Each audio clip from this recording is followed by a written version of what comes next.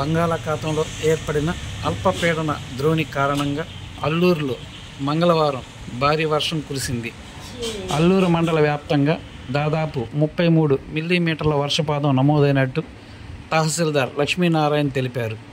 అల్పపీడనం కారణంగా ఈ నెల 22, 23వ తేదీలలో భారీ వర్షం కురుస్తుందని ప్రజలు అప్రమత్తంగా ఉండాలని తహసీల్దార్ కోరారు. అంతేకాకుండా సముద్రంలో మత్స్యకారులు వేటకు వెళ్ళవద్దని, ఒకవేళ మత్స్యకారులు వేటకు వెళ్ళుంటే వాళ్ళు తిరిగి రావాలని ఆయన కోరారు.